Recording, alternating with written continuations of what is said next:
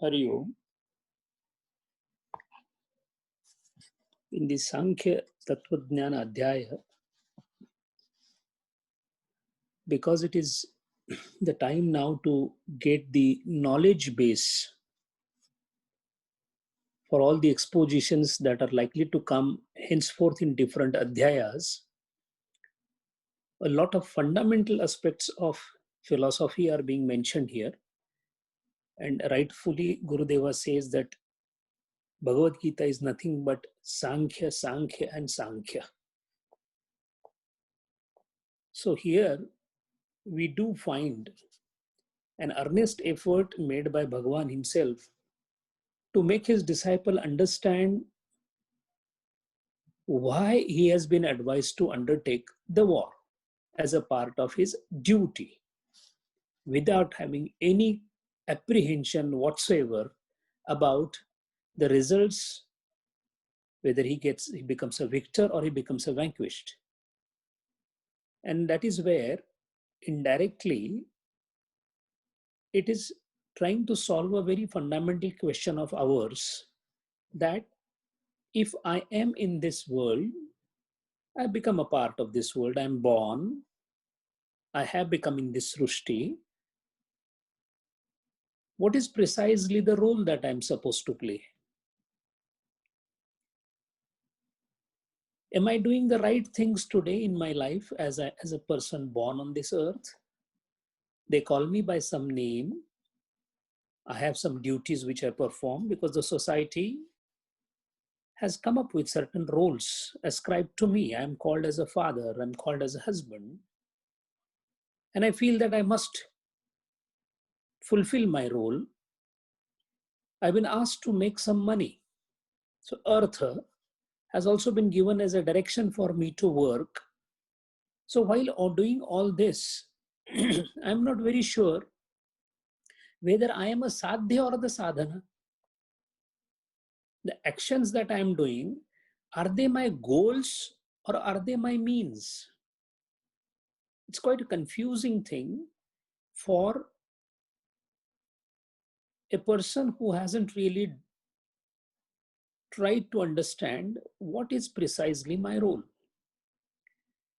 If I want to go to school, I shall take the textbooks, I will put nice covers on them, I'll take a school bag, maybe a water bottle, and then go to school, and then sit there, and a teacher comes, and then he teaches, and then I come back, and then I give an examination. In all this procedure and paraphernalia, if I do not know why I am doing all this, then having the books and covering them properly becomes my gantavya sthana, which is an absolute mistake.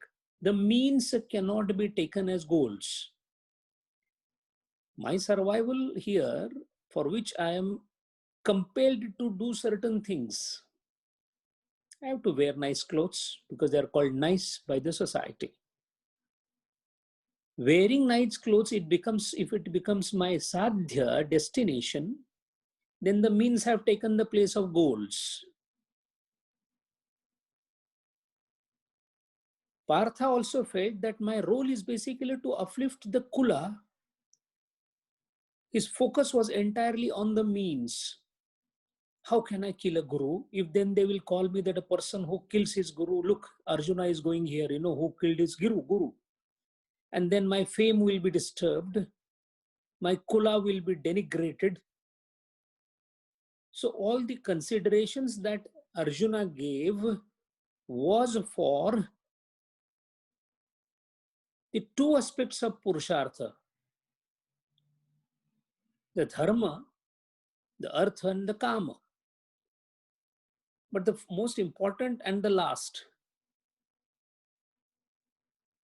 the moksha as a purushartha was conveniently forgotten. And this is what precisely happens with us, because amidst the field of action, the yuddha, amidst the field of action, we do have, or we do turn a Nelson's eye, a blind eye to the goal. And that is why in one sweeping stroke, Lord is giving Partha the direction, the instruction par excellence, to tell him that do not forget your ideal, do not forget your goal, do not forget your Gantavya Sthana, and that Gantavya Sthana, Arjuna, is Nistragunyo Bhava. Now, Nistragunyo Bhava is an adjective. It is a description of a character of a person who is Atmavan. So, Atmavan is a sadhya, Nistraigunyata is a sadhana. So, it should be amply clear in the mind that the Lord is trying to tell Arjuna that you need to become Atmavan. It is like saying you eat mango and you will become a mango eater. How do I become a mango eater? Eat the mango. What will happen if I eat the mango? You will become a mango eater.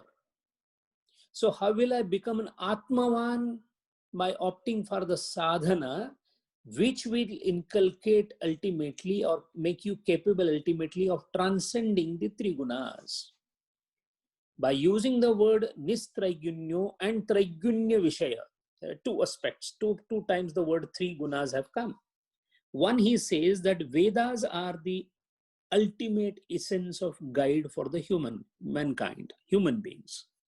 If they are the ultimate guide for the human beings, then the gist of the Vedas or the entirety of the Vedas, whichever we look at, you take the expansive Veda or the gist of the nutshell of the Vedas, all that they are talking is about the people who are afflicted by Trigunas. In other words, those who are born or those who are part of the Srishti are Triguna Yukta.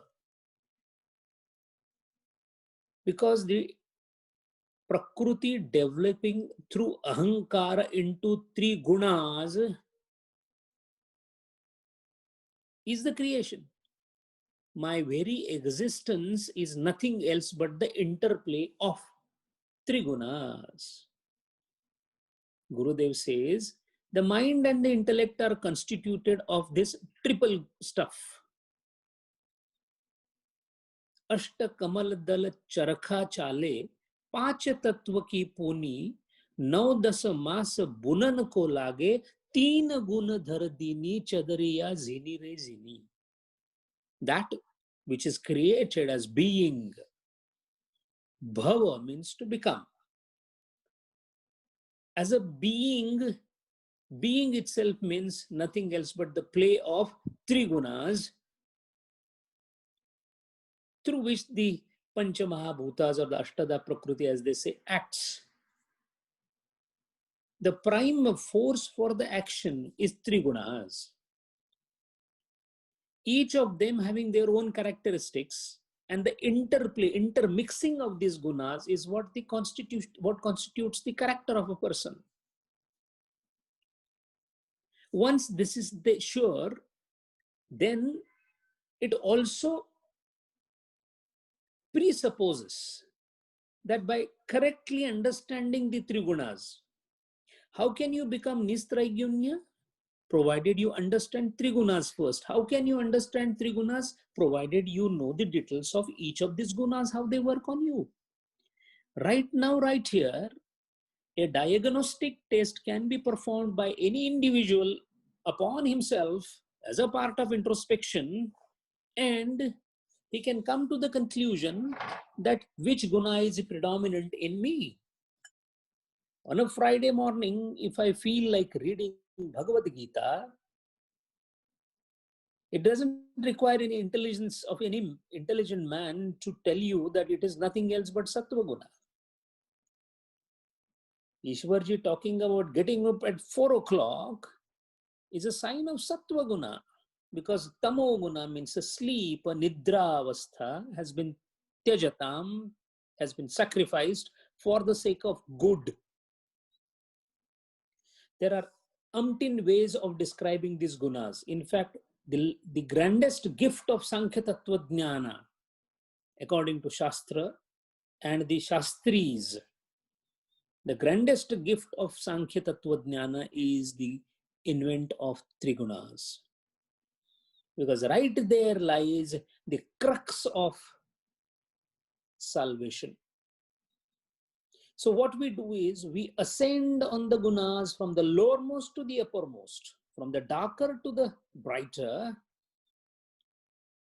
So from tamoguna to rajoguna to sattvaguna is a gradual unfoldment by sheer dint of effort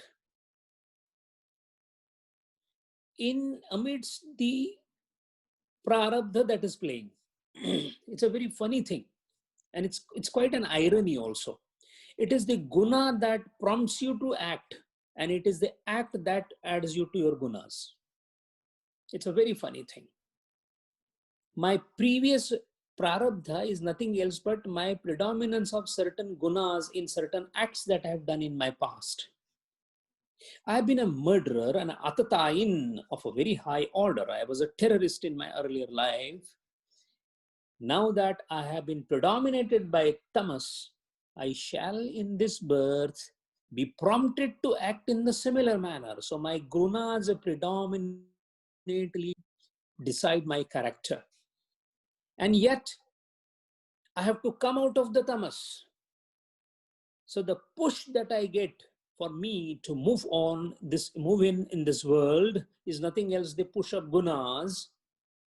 And the act that I do depends also on the type of predominance in my gunas. And yet I have a kriyamana swatantra of, in the given circumstances, paristhiti, which is nothing else but the prarabdha vashat, I still have a possibility of struggling against my dominance of certain bad gunas or the lower gunas to move towards the upper gunas.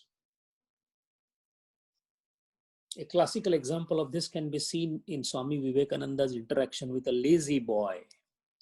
A lazy young boy came to Swamiji and said, Swamiji, what do you think I should do as a sadhana?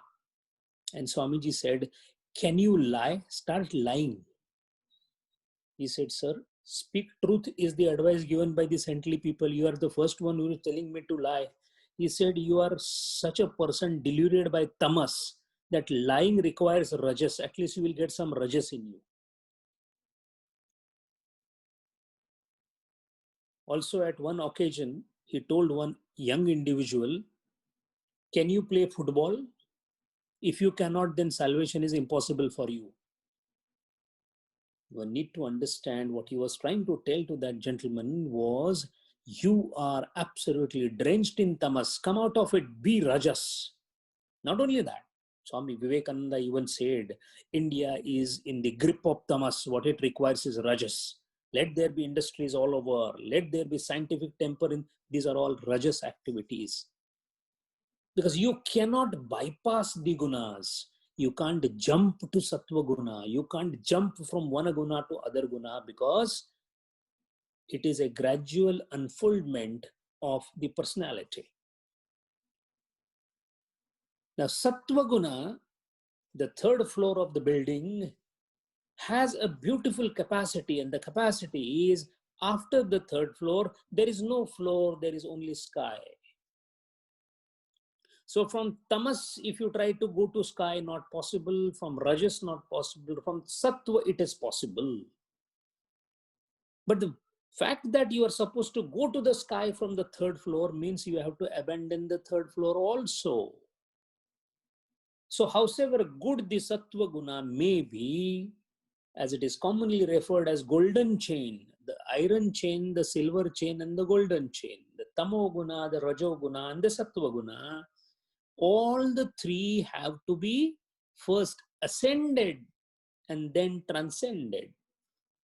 So life, a spiritual life, can aptly be described as a story of internal ascent and external transcent.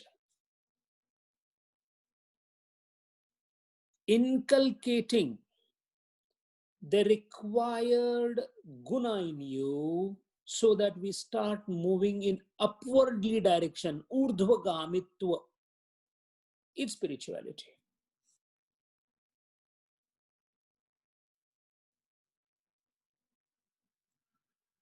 But before that, one must know which floor he is in.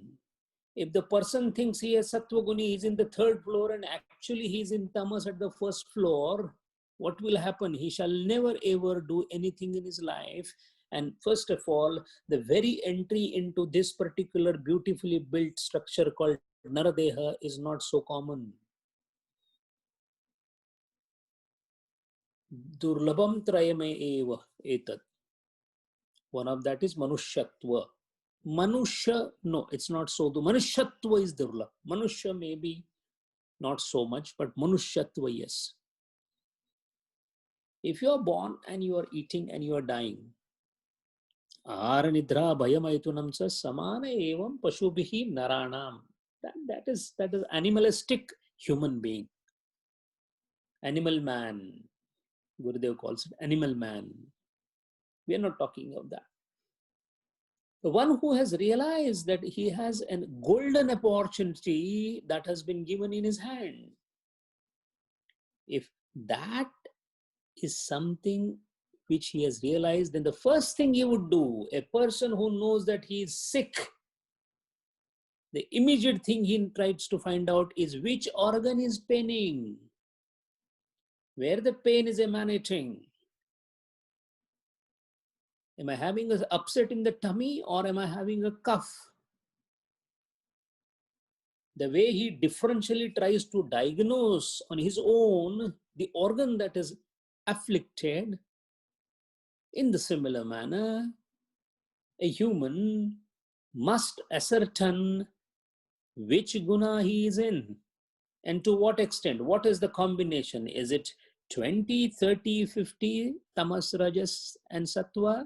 Is it 15, 85?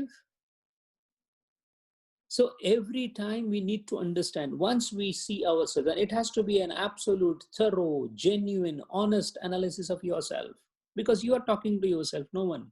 This is a samvadam between you and your own character. Once I know my character, it is like an athlete knowing his strength. I'm not able to even walk, do a brisk walk. I can't be an 100-meter runner. If I know that I'm deluded with tamas a lot, feel like sleeping a lot, man nahi karta hai, don't feel like get up, doesn't feel like reading. Upanishad is too dry and a dab thing for me. Vithala is very good for me because you don't have to think a lot. I just feel like going only on Navratri. I do fast maybe for one day, and also it's been almost 10 years. I'm thinking of doing Bhagavad Gita. Sir, it is all tamas. I'm trying to read Bhagavad Gita and then something happens and I shout at my wife saying that, don't you understand, I'm doing such a spiritually high exercise of reading Bhagavad Gita. Sir, you are deluded in tamas, sir, you became angry.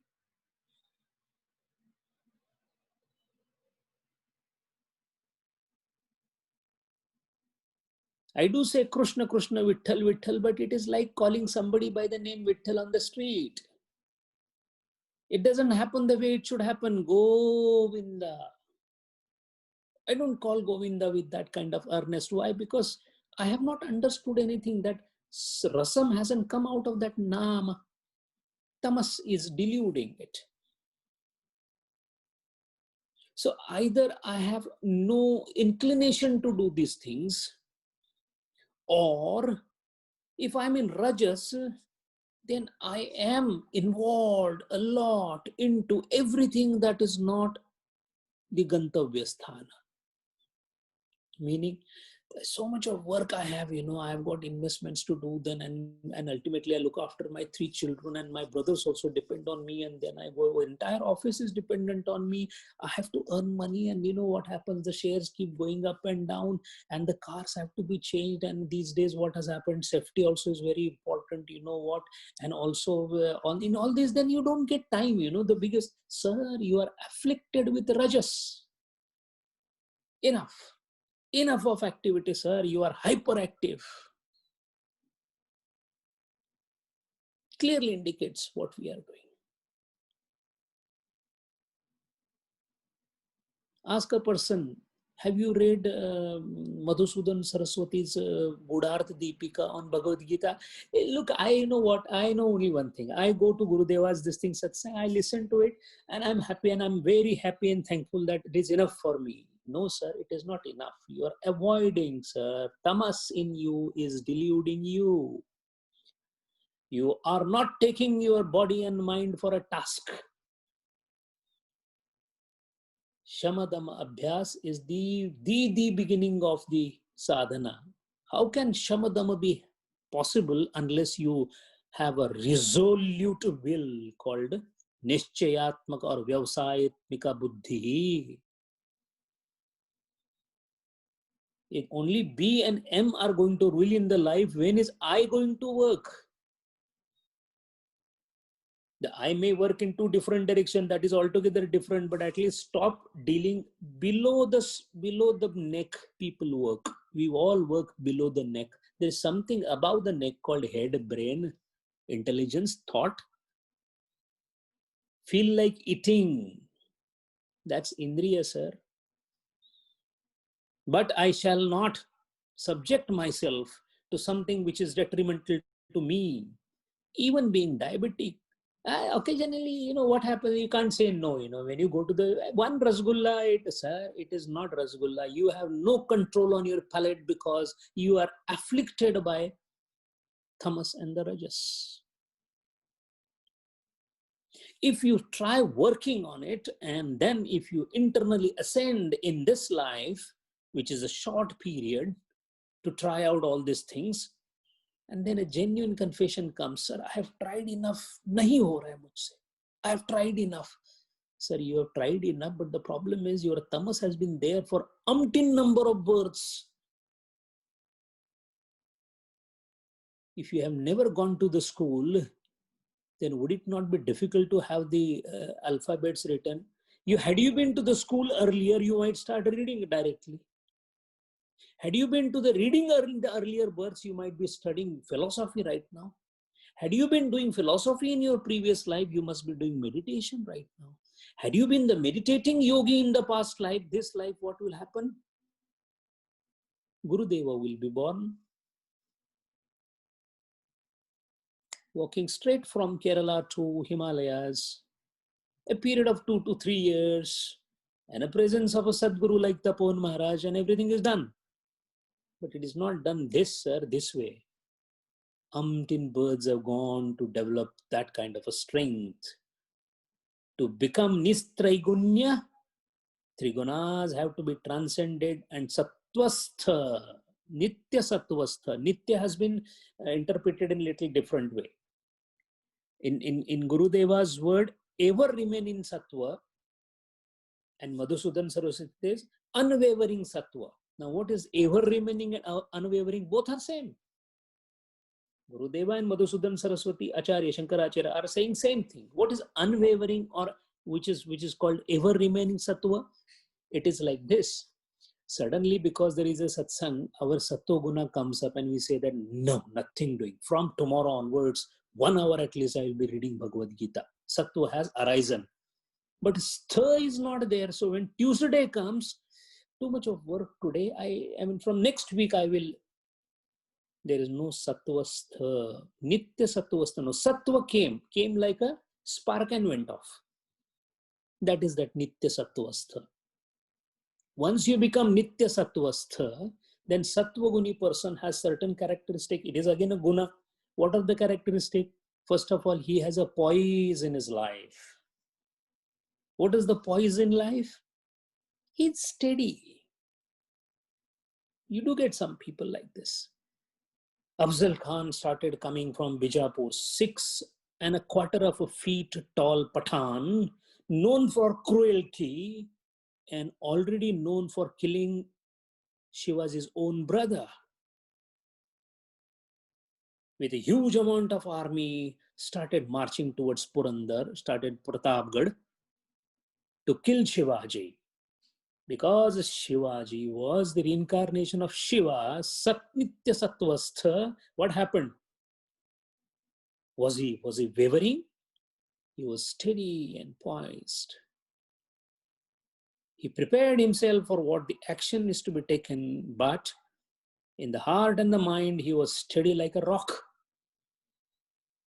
Being hounded by millions of soldiers of Akbar, without having a huge army at his disposal and having absolutely meager resources, Rana Pratap,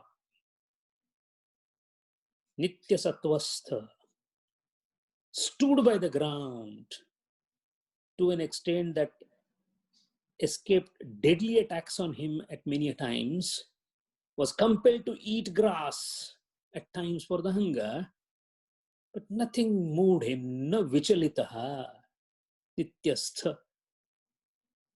And that nityastha then gives that sheer purpose, sheer effulgence of sattvastha, gives a determined action in the mind, a determined intellect in the mind, and that determined intellect then does not care about the situation that you are in.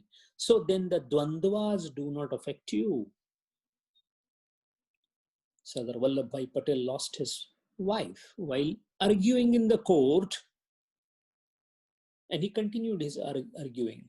Not that he had less love for his wife, but dvandva, nirdvandva. Yes, there is a sorrow in life, so what? It came because of my prarabdha.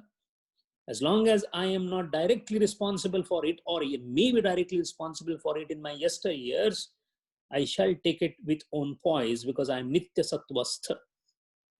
And once this is there, then one who is Nirdvanda Nitya Sattvastha automatically becomes Niryoga Kshema. We all know that chartered accountants working in the firm, they are all aware of the wealth of the company. Even to the extent they are a custodian of the wealth, the keys of the safe where the gold bars are kept or whatever. Being in that role, I'm aware that I have to take care of all the wealth that my company has. My one signature can change, but my signature is only signature. I am not the owner. So then I have the wealth with me, but it is somebody else's. So the wealth is accumulated. Yogam has been done. I am doing kshemam for it. How do I do it? Because I know it is not mine. Yet my duty is to see that it remains in a proper condition. If this is done, then what I'm doing a role of protector of the wealth. In the similar manner, the one who is Nirdvandva and Nitya Sattvastha, Lord undertakes the same role for me. So my wealth and its upkeep becomes Lord's job. Yoga Kshemam Vahamyaham Vahami Aham. Bhagavan is guarantor. Unfortunately, we do not like his guarantee because we feel we have more guarantee of our efforts. It's very nice to say intellectually that sab wo karta hai, and moment this sentence is over, you say that mujhe kahin jana hai, kaam karna hai, kaun karega? This ridiculous contradiction in the mind that we have, with which we live happily. We live amidst the crisis of dichotomies of role that we perform in our daily life. And that being the reason, in this particular shloka, Gurudev says, keeping ourselves least agitated, least deluded in our perception of things and beings. Golden words. Nitya Sattvastha ke lakshan. Keeping ourselves least agitated. Pani hilna nahi chahiye. The inner core has to be absolutely steady, come what may. Now just look backward in your own life, our own lives. We have completed 40, 50 years of our life.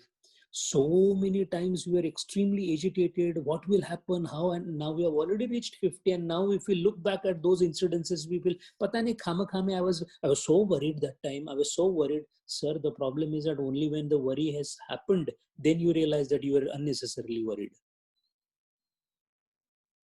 At the age of 25, we felt that we will change the world and make a name for myself. And at the age of 60, you realize that you have really not done anything. You also ran in the circus. Why get agitated? So the poisonous harvest of extreme restlessness. How beautifully described. Poisonous harvest of extreme restlessness. Harvest will be poisonous if there is extreme restlessness. As simple as that. So the first thing for anyone leading life here has to be Shanta Vritti.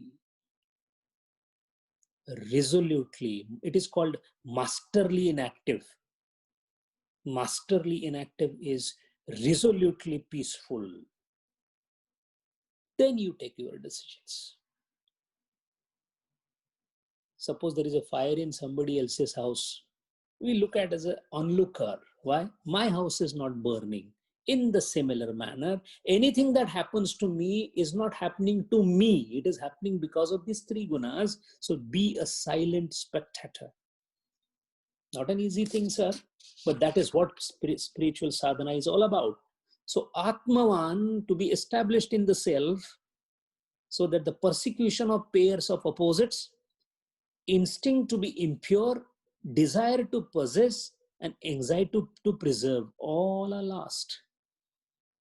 He is the master, therefore, to amend the Vedas also. Because Vedas are meant for Traigunya, if you are not Triguni, Vedas are of no use to you. Tukaram Maharaj said, Vedancha to artha hammasicha tahava anikani vava bharamatha. What Tukaram Maharaj said is, rest all are taking Vedas on their head as a load. The real meaning only I know. I means the saintly people. All these Rishis and Munis, they know. What do they mean by that? What they mean is, moment you are transcending the three gunas, that is a book. It is no more a scripture. If you are within the three gunas, it is the holiest of the scriptures.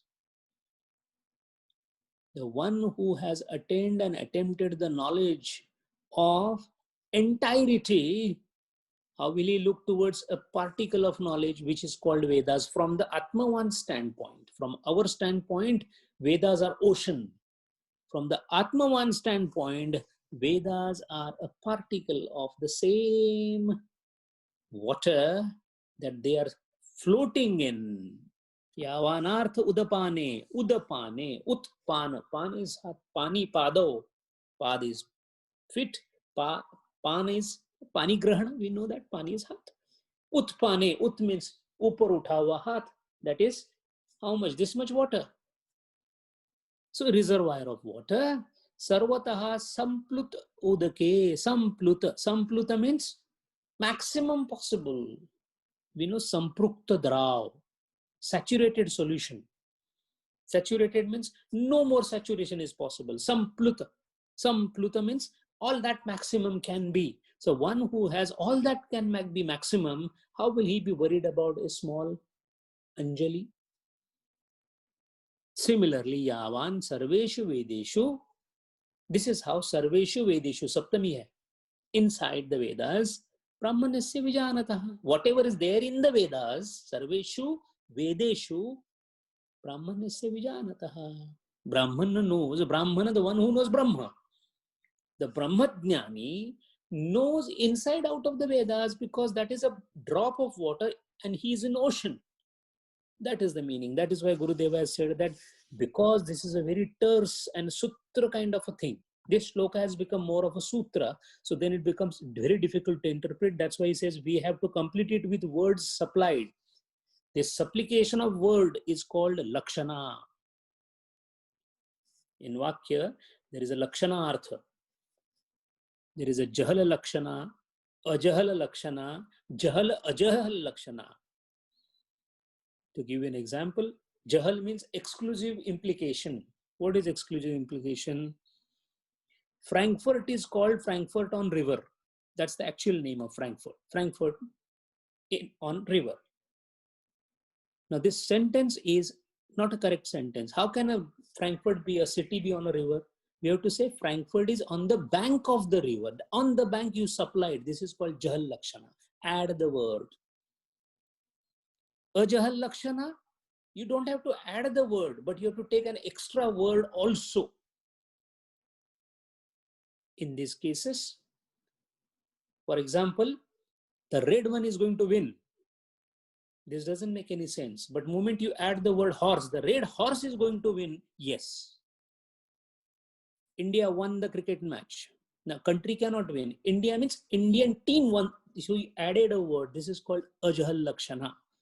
And Jahal Ajahal is partly you remove and partly you take.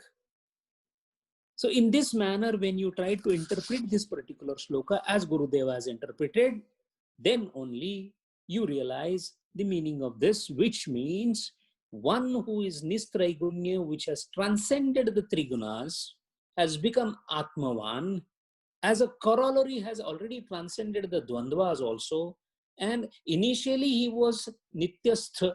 Now he has become even that Nitya Sattvastha, again he has transcended Trigunas. So Nitya Sattvastha is also transcended. He has become Atvaman. Such a person, because he owns a complete reservoir of the water or the knowledge in entirety. How does he own the knowledge in entirety, sir? He is the knowledge itself.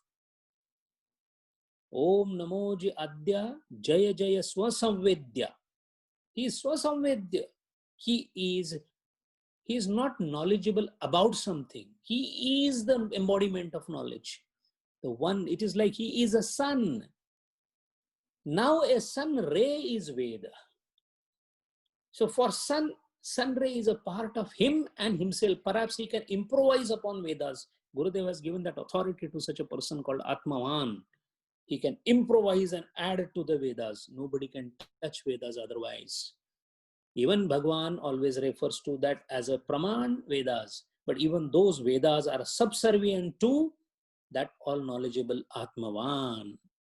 So that is why in 2 shlokas, a correct remedy and prescription has been given by the Lord as to what can happen. And this is the beauty of Bhagavad Gita. In 2 sweeps, the kaleidoscope of philosophy extends from the lowermost level of sadhana to the uppermost achievement of the excellence.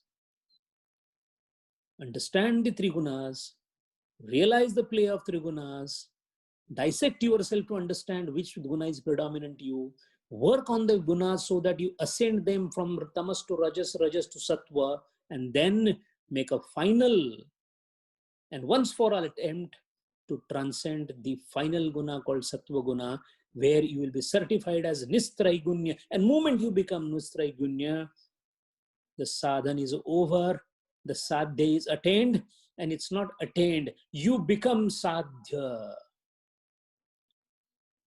This is in Bhakti Shastra called Sadhya Bhakti or Para Bhakti. You have become Krishna. You are no more anybody. You are Krishna. Hari.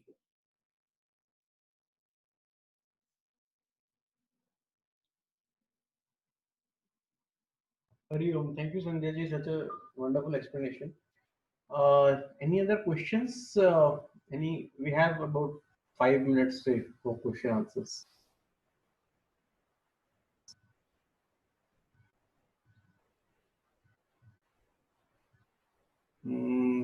I don't see anyone having any question. Yeah, somebody is there. Yes, Hari Om. Sanjay ji, Hari Om. I have a doubt. When you mentioned that without passing through the Rajoguna, you cannot reach to the Satoguna. There are some instances, that without Rajoguna, they have straight elevated to the Satoguna also. Is there any possibility like that? The very explanation of the gunas is indicates that its possibility does not exist. Let us take an example. There are 3 types of people: those who do not do anything concerned with their own salvation. They're completely immersed into their own things, but they're actually not even active. Let's say they're full of tamas. Now, one who is sleeping, what will be the first act he will do? He will wake up. That means from inaction, he will come to action. So it goes as a logic that something which is not doing any activity will first do activity and then realize that there is something beyond activity. These are the stages and the steps. So even if you say, for example, somebody in the school who has never been to the school, what do you do to the child when the young child, the mom tries to take her to, first they put him in nursery where there is no study. At least going away from the house he attempts. After that nursery, then KG, then thereafter he starts studying. So that means in between there is an action that was performed, which was basically an action. It was action for the sake of action without having goal in mind. So a person who will feel that, it is not worth thinking about money, only the one who has made the money.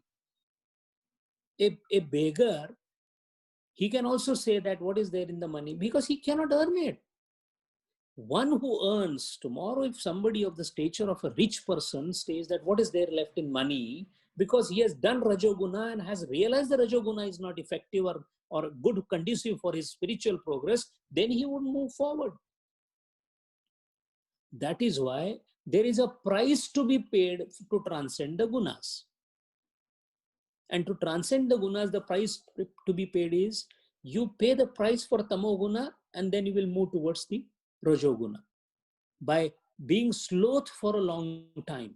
I'm sure everybody must be having an issue in their mind that, this philosophy is little difficult. It's too dry. I'm not able to understand this. I don't know how people study Upanishads. Shankar Bhashya, Sanskrit also I don't know. I've never studied. All these are impediments mainly because of what? Lack of Sattva Guna. How do you overcome that? I shall take Sanskrit classes. At least let me understand some words. Let me just sit there with sheer dint of this is Rajoguna. And then when it shines inside, when you start understanding, when things unfold in front of you, when instantly you read Gurudeva or read any particular sloka, you get another insight into it. These all insights, these all illuminations that you get are nothing else but the Sattva Gunas. So that is why, and again, when this Sattva Guna moves forward, then what happens? It is a reverse story. Reverse in what sense? Moment you are free, you feel, no, let me just catch hold of my Bhagavad Gita. I can't stay without the name of Rama. Why? Because Sattva Guna has now started attracting you there. So they do discard Rajoguna. Hey, let's go here. I say, no, I want to be with my Lord. Let me do 2 minutes praying. Let me have 5 minutes meditation. I can't leave my meditation. I can't eat food. Let me just go and, because what is happening now, Sattva Guna, you are establishing yourself. Nitya Sattvastha, he feels pain for the separation of God. Occasional Sattvastha, he is an occasional person. Influencer is there, he does it. Gurudev ka satsang ho gaya, that after 1 or 5 minutes or so, you feel very good. After that, it's gone. Because you drop down from Sattva to Raja. Then, if Raja also is not very prominent, then you drop down to Tamoguna. How do you do that? Today is Friday. Friday means what? Aram. What is this? Why a day should be different? No, Friday ko to, I afternoon as well as evening we go out and no sir, it's all again tamoguna. It's going down now. मैं तो नींद लेता. So that is why expecting a tamoguni to jump directly to sattva-guna, not possible. That is why many tamogunis, they go very close to the temple and sit in their car and let their wife go to the temple. Why? Because इसे ठीक है मैं लेके चलता हूँ आपको नहीं काम करता हूँ ना ड्राइवर देता हूँ you go there. This is how. So you cannot transcend. Technically it is not possible because these are stages of unfoldment and they normally happen in that manner. Now how fast you will move from one to other, that all depends on your prarabdha and the previous play of gunas. Hari Om.